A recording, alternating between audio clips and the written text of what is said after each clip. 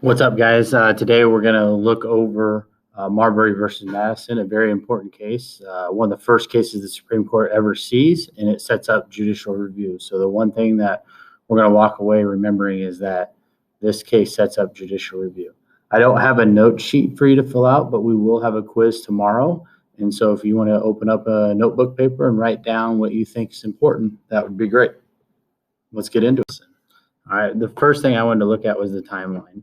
If you remember Jefferson, he becomes the third president of the United States. The House of Representatives had to break the tie over Aaron Burr. But remember, when you get elected president, you don't become president until your inauguration, which happens a few months later. Okay, you can see, so John Adams is still the acting president. All right, it's called like a lame duck session. So they passed the Judiciary Act of 1801, which created new courts, added judges, and gave the president more control over appointment of judges. The act was essentially an attempt by Adams and his party, the Federalist Party, to frustrate Jefferson and the Democratic Republicans. He knew that the Democratic Republicans were going to take over the executive branch. They're going to take over the Congress, the legislative branch. And so this was his way of kind of frustrating Jefferson and trying to have the Federalists take control over the judicial branch. Okay, so he makes like 16 new judge appointees. He makes 42 new appointees of justices of the peace.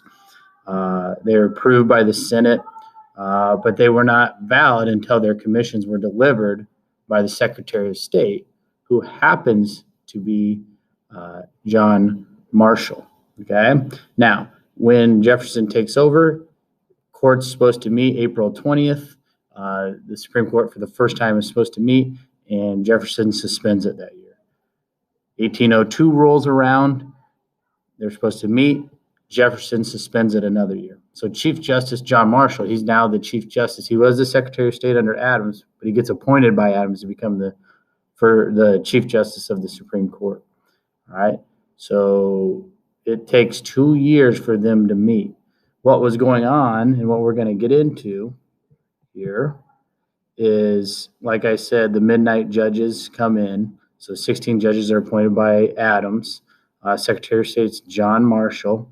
And what happens is some of the commissions were not delivered that were approved.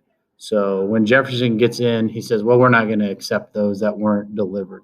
William Marbury happens to be one of the judges appointed in the District of Columbia, but his commission was not delivered. Marbury petitions the Supreme Court to compel the new Secretary of State, James Madison, to deliver his writ of mandamus. Okay? Marbury joined 3 other similar appointees in a similar situation to petition the Supreme Court and to try to force James Madison to give him his job. All right.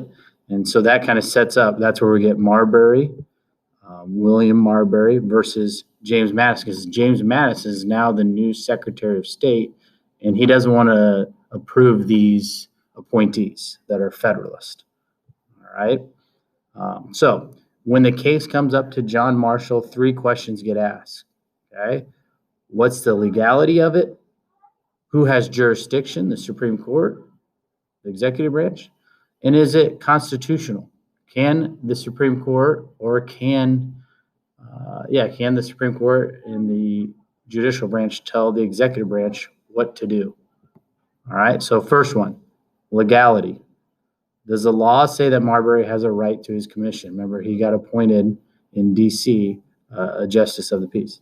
And the Supreme Court and John Marshall says, yes, he does. He was appointed by the president. He was confirmed by the Senate. And so he has a right to that commission. He was approved. Okay. Jurisdiction. Does the Supreme Court have the ability to issue the writ of mandamus in this case? They decide yes. Based on the Judiciary Act of 1789, the Supreme Court has the power to issue the writ of mandamus.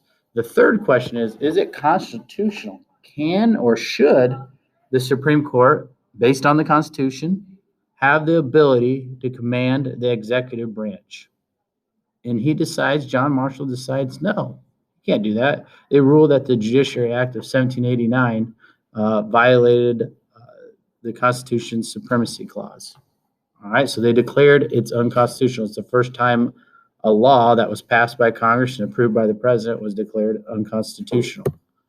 All right, so John Marshall is the Chief Justice. It's a unanimous decision, that meaning all of the justices agreed with him, and he wrote the opinion. Okay, what's cool in the Supreme Court, when they decide a case, they write why they decided what they did.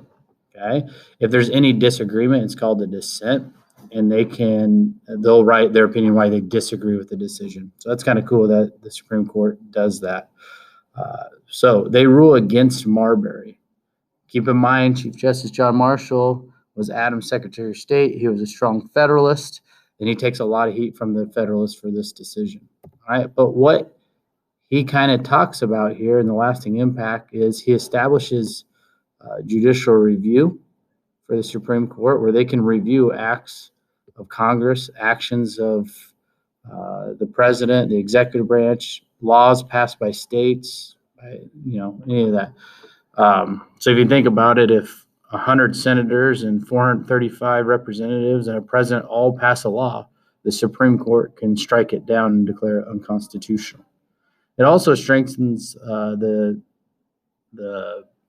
idea of checks and balances, where one branch checks the power of the other branch.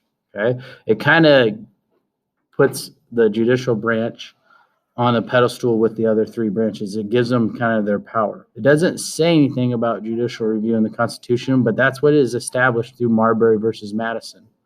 All right, and so striking down laws is not something that happens a lot, but it has happened, I think, like 100 times in our 230, 40-year history.